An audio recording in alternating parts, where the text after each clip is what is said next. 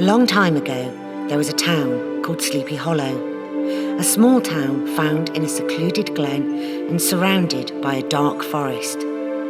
Sleepy Hollow was said to be haunted. A young man named Ichabod Crane had just moved to town. He was a new schoolmaster. A schoolmaster is just another name for a teacher. And what is your teacher's name? Mr. Gale! Mr. Neat! Mr. Lick. What a wonderful name. One autumn night, Ichabod was invited to the yearly harvest party held at the Van Tassel home. The Van Tassels were the wealthiest family in town.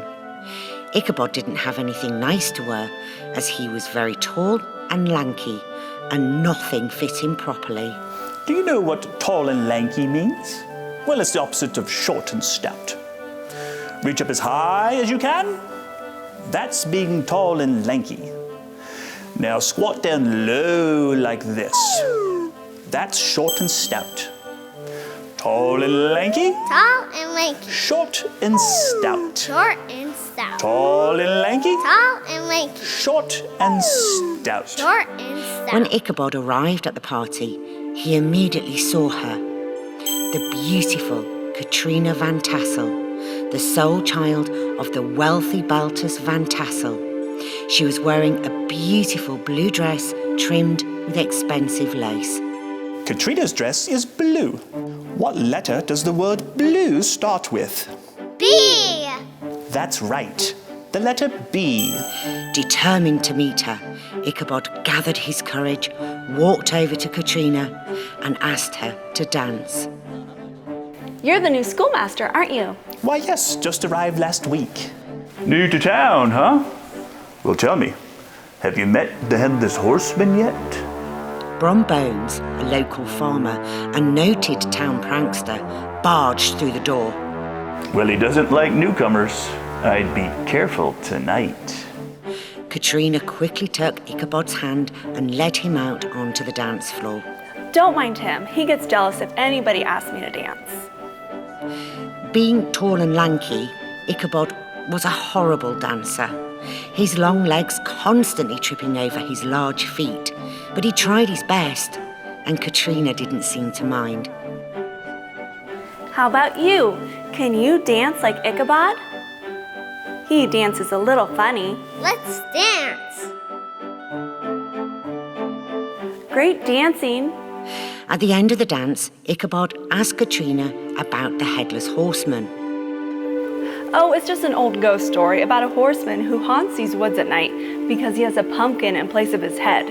A pumpkin in place of his head? And do you know what color a pumpkin is? Orange! That's right.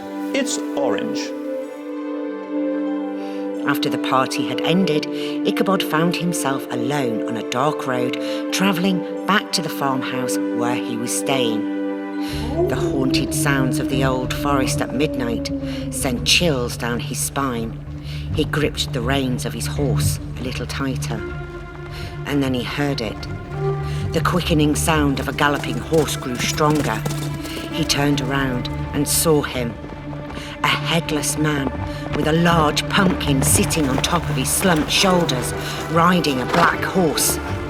Ichabod snapped the reins of his horse and with a swift kick to the side, raced as fast as he could to escape this impending doom.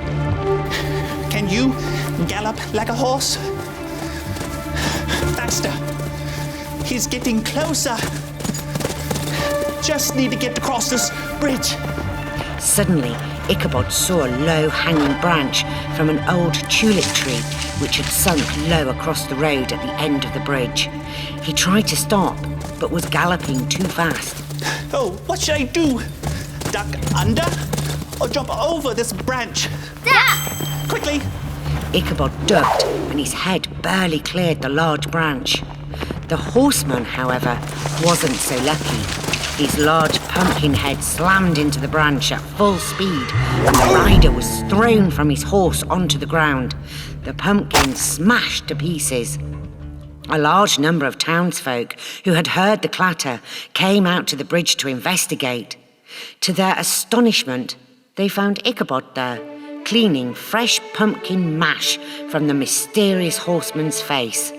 Why, it was Brom Bones, the town prankster who had disguised himself in black, donned a pumpkin on his head, and pretended to be the Headless Horseman all this time, and who now found himself with a very large headache. Please subscribe to RoboTots, like and share this video.